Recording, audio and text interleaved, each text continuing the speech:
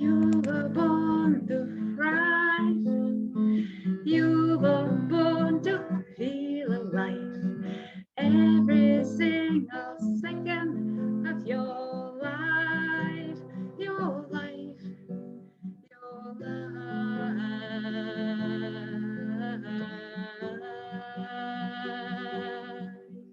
your life.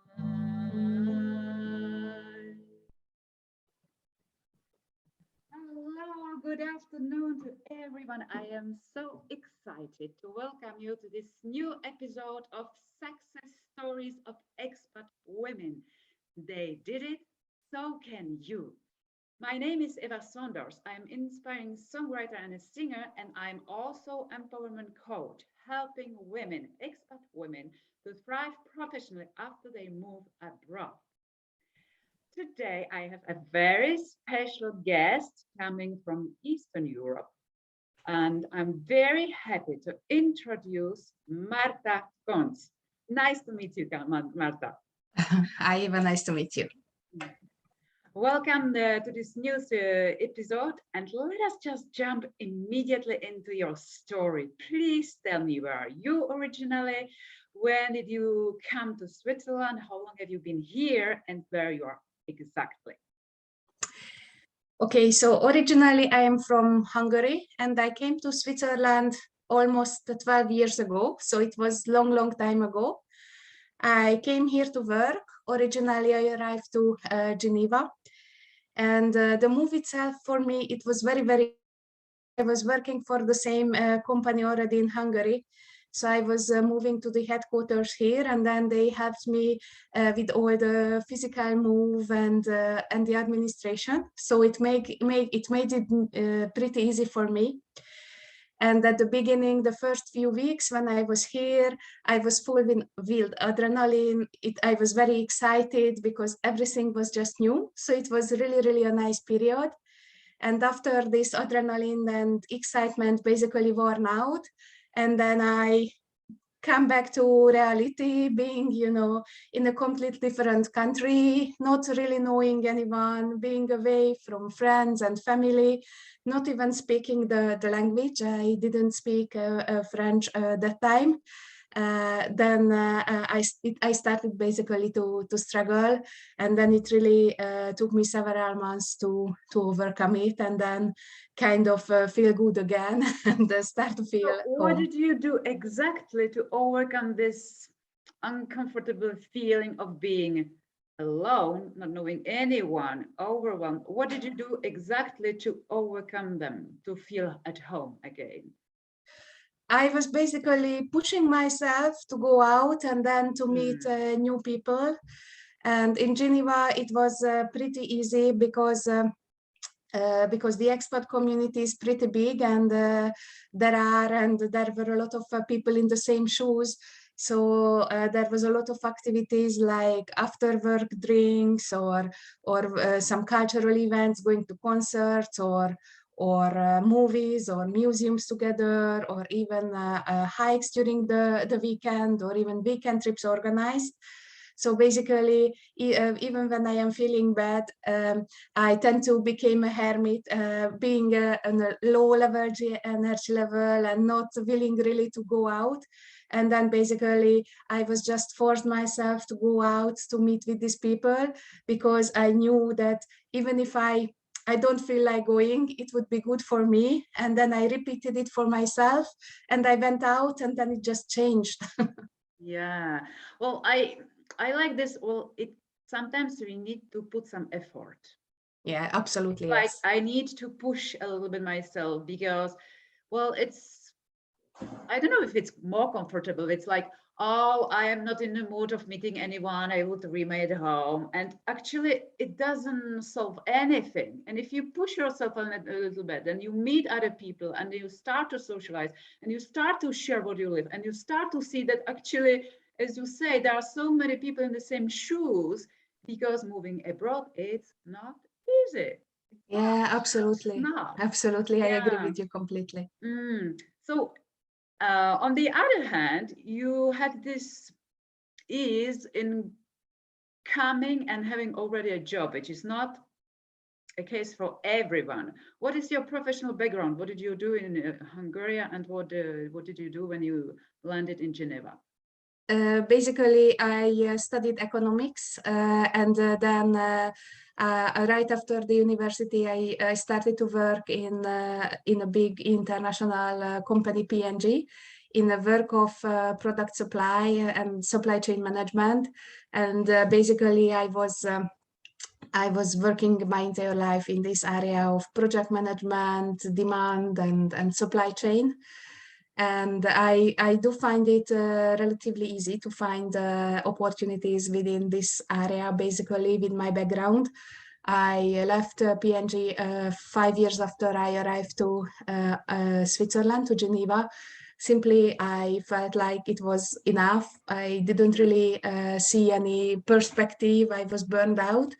So I decided to quit. And then I had 1 year when I was kind of looking for myself, trying to find myself, trying to find something that makes me feel, motivated and challenged again.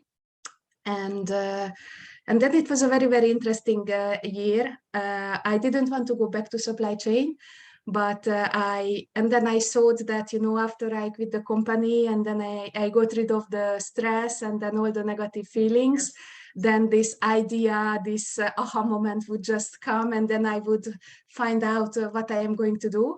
And at the end, it didn't come. So I decided. You say 1 year, it's pretty a long period. Does it mean that during 1 year you didn't work? Yeah, during 1 year, basically, I didn't work. I tried to basically focus on myself, self-development, trying to figure out what do I want to do. So what is a choice not to look for a job immediately? Yeah, I didn't look for a job immediately, and I find some pros and cons of this situation as well, because from one side it was very liberating, and I really enjoyed that I have time for myself. I can focus on myself, and then I can really, just go a bit deeper to try to figure out what do I want. But from the other side, of course, we have this, or at least I had this feeling of uncertainty, even if I knew that I'm safe and I'm not in danger financially. It was always somehow in my background, in the back of my head. And also after a while, I felt kind of useless, that I didn't do anything. So I didn't know which direction I want to go. So I felt like I need to do something. Yes. So how did you deal with these moments of, even though I have money on my bank account, but I don't work, so I don't earn money like right now. How did you deal with these moments of insecurity or also loss of sense? What do I do in my life? I am not useful for anything. How did you deal with these moments? When these uncertainties and insecurities just came, then I just basically had a dialogue with myself and convinced myself, just repeating the mantra that it's not true, that I am safe, that I can find a job whenever I want, then I am not in trouble, and it helped basically. And how did you go about discovering what you really love, what makes you feel happy, fulfilled, and kind of your life's purpose? How did you go about this? That time I didn't manage basically to figure it out, but I went for hiking a lot. Nature really has a very good impact on me. So whenever I am feeling stressed or troubled, I just go out hiking, and then the first 1 or 2 hours it is really just to clean up my brain. So even if I am going with the company, I'm not a very good company in the first 1-2 hours, because I am not talking to anyone. I am just really cleaning up my brain, and after that I am feeling relieved, and then I became more social. So I did that a lot, basically. And I arrived to the point and I said that, okay, now I'm going crazy if I don't feel like useful again, if I don't do anything again. But I still didn't have my purpose. I think I was just not ready for change, even if it was brewing in me for a while. I think I was just not ready for it and mature for it. So I decided that I go back to supply chain and then work in supply chain. And once the idea is coming, then I would just quit and go on my way. So at the end, I ended up in another multinational company. I moved from Geneva to Neuchâtel. And at the end, it was the same kind of struggle when I arrived to Geneva. First of all, with all the administrative stuff, in this time without help, it was a bit more difficult to manage everything and settle down. And it was a completely different environment because Geneva is very international, Neuchâtel is not. Could you speak French at that time? I was speaking a bit of a French, but not very well. But it was basically one of the triggers I had to do. Basically, I forced myself to go to local groups like hiking groups. I signed up for the Club Alpine Suisse and I went with them. And I was forced to practice and speak English, and I improved it very, very quickly. So now I'm feeling very confident in communicating and speaking in French. But it was basically the same. I had to kind of, force myself to go out, to put myself in these kind of situations, to be outside of my comfort zone. Sometimes I needed to kind of encourage myself to go, but it was more or less the same process when I arrived to Geneva. And basically, I spent several years working for this second multinational company, basically. Well, and let me ask you, how did you go about finding this new job in the same area? Because sometimes when women come from abroad, they know what they know from abroad, and suddenly they appear in Switzerland, they are in Switzerland, and suddenly it's a huge problem to even find a work in the same domain. So how did you go about finding a job? Actually, it was pretty difficult for me as well, because I was working for P&G for 10 years and I didn't really have much practice in updating my CV, in interviews. I didn't really know how to start looking for a job. But basically what I did, that I was using LinkedIn a lot. It helped me.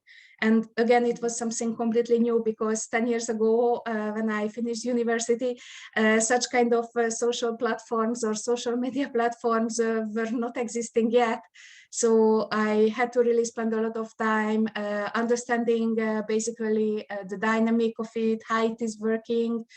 I was joining basically some groups who were looking for jobs, and then participated some small webinars, or that time it was not even webinar, it was a kind of very short face-to-face training or group training, basically just to get all the information, to learn how to go with it. And at the end, probably because it's another multinational company, it was not very difficult from the way then I applied and find it in Hungary. It might be different and more difficult if it is a small Swiss-based or Swiss-owned company, but since it was multinational, there was no too much difference. And so tell me what happened next. So you integrated the new company in Neuchâtel, and how did you find your idea? How did you find your life's purpose? How did it come to you? I think it was just coming with the time, and then with the maturity. I think changing jobs and changing canton and work place and place where I live, it helps a lot. As well. It might sound strange, because as I mentioned, it was not an easy one, and then it's never easy to adapt and settle, but somehow it matured me enough. And then this idea of looking for my own purpose was just brewing in my head all the time. and after a while, basically it started to be clear what I enjoy doing, and what would I like to do as a kind of new career path. And then it was basically tourism and organizing trips. Because overall I love traveling, and then I travel a lot really within Switzerland as well, and all around the world as well. But what I recognized basically, what was not really clear before, that I really enjoy basically preparing for the trips, doing the itineraries as much as traveling itself. And then when I look back, I did it basically from a very young age for family. When we had, school trips, I was the one always organizing it. I'm organizing it all the time. I'm going with friends, even when I am not going with the friends, but I'm organizing for them. And then it's just started to be clear that this is really something I enjoy doing. And then I would like to go to that direction, basically. And when the opportunity came within the second job, they did basically a reorganization, and they offered me to move to a new location, but was close to Geneva. But I decided that I just don't accept, and then I try myself with this new idea of tourism, and trying to develop my own travel agency. So at the end, we parted a year ago, and since then, again, I am happy unemployed, and then I am working on my own little business, and voila, here I am. Wow. So and how? So I love your courage to just say, okay, I don't. This is not what I want to do anymore. Now I have my idea. Let us try it. Let us go. Let us go after it. What makes you move when you hesitate or when you are scared? Because I'm sure there are moments you're, oh my God, what I'm going to do. Oh yeah, absolutely. I mean, Yes. it was never a question that I would try, because since I already find a job relatively quickly once in Switzerland, I am fairly confident then if things are not working out, I have a kind of safety net going back to my profession, and then I would find something very easily. And this gave me really the courage and the confidence. So right now I don't have the doubts and the insecurities I have like I had before. Of course, I have different type of doubts and insecurities. It is really a kind of roller coaster ride. Because when I am really on the top, then I feel like I am the queen of the world, and then I can achieve whatever I want. And I am full with energy and working towards my goals really with full speed, and I feel like progressing. And this is very, very good feeling, and makes me really, motivated and energized. And of course, I have my down points as well, when people are not progressing as well or as I expected, when I have my doubts about myself, if I really cut out to do it, if I just, not confident in myself, and then there are the questions if I am really in a good way to go. And at the end, I always just try to encourage myself a bit, and then I can always convince myself that yes, this is the right path to do, because when I am not having this moment, it's really something I really enjoy, and then when I'm feeling down, basically I am doing something related to this path that I enjoy very much, which is basically putting some new programs together. So whenever I am feeling down, I just sit down in front of my computer now. I start to work on some new trips, some new itineraries. And this is really kind of therapeutic for me. I don't even recognize the time flowing, yeah. And once it is done, I'm already energized, and then I don't have doubts anymore. So I tried this, I tried the different stuff, and this was really the most effective way how to put myself back on track in terms of emotions. Thank you, Marta, for this wisdom. Because if there are women following us right now, watching this interview and considering being freelance or creating a business, being entrepreneur, welcome to this new world and know that it will be a roller coaster for everyone. Absolutely, Going up, absolutely. wow, you discover an idea, you have your first client or whatever, and it's wow, it's amazing, and you feel this rush of adrenaline and joy and everything. It's wonderful. And of course, there are like parts, phases where you are down and really down. And what's important when you are down, to find your own way to get up again. And I love your way, which is, okay, I feel down. Let us imagine a beautiful new itinerary. Let us imagine a new project. And you just start to brainstorm, and you are raising yourself up because you need to learn this skill. If you are not able to overcome your own doubts, your dark moods, then you will quit.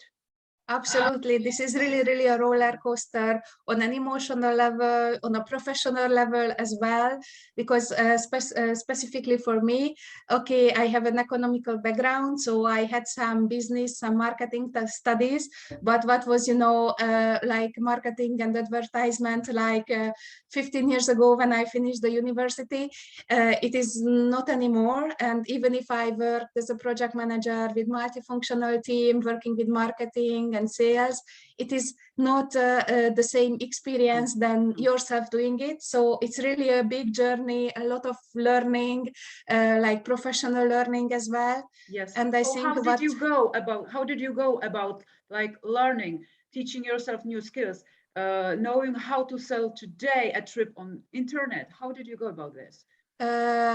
It was a kind of partially it was kind of self-development.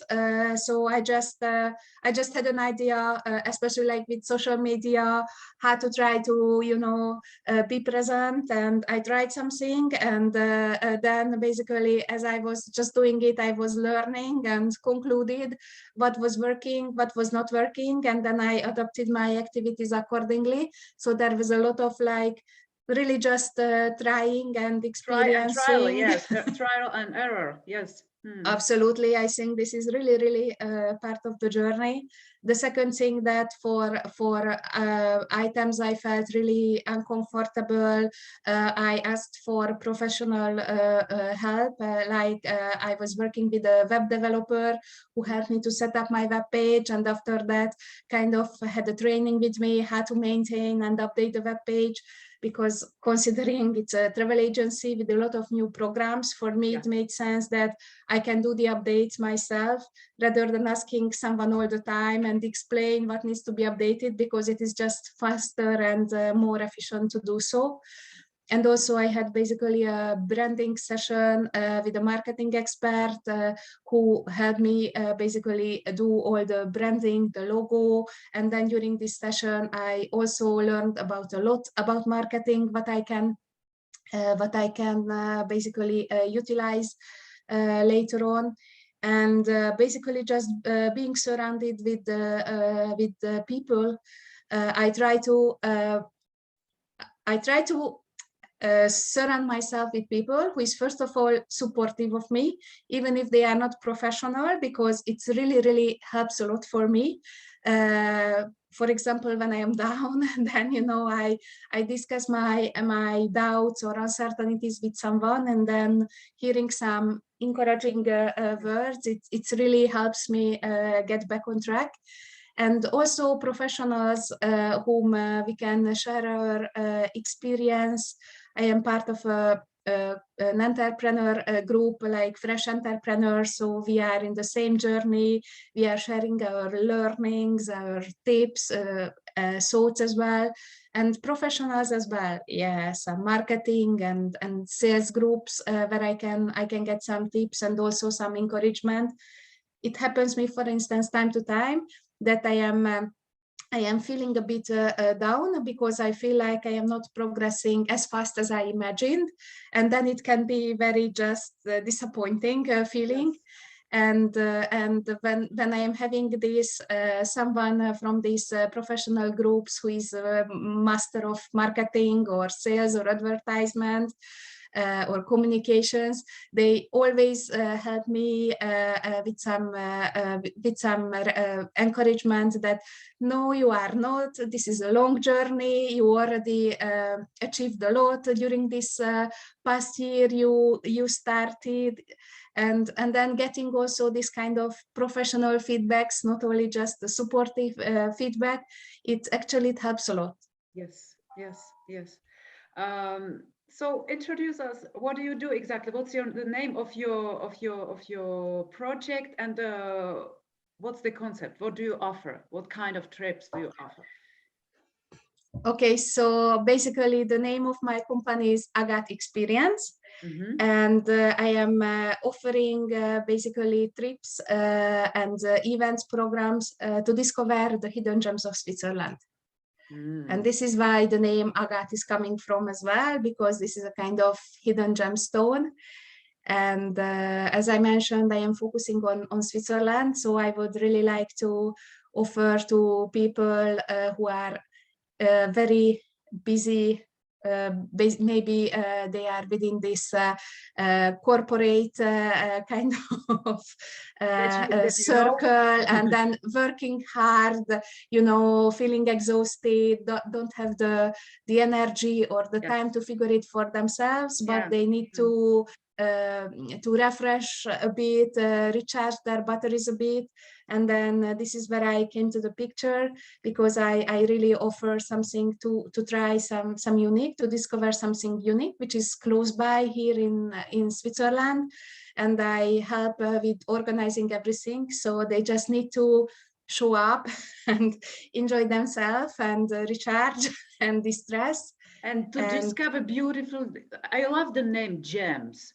Yeah, absolutely. Switzerland is a beautiful country, but there are, like Matterhorn or things that are like everyone knows. But yeah, exactly. So this is where my idea came from. And yes, as you say, not everyone has time to go there, to discover, to take time. Yes. So like to allow to these people to discover beauties, like hidden gems of absolutely. Yes, absolutely. So wonderful.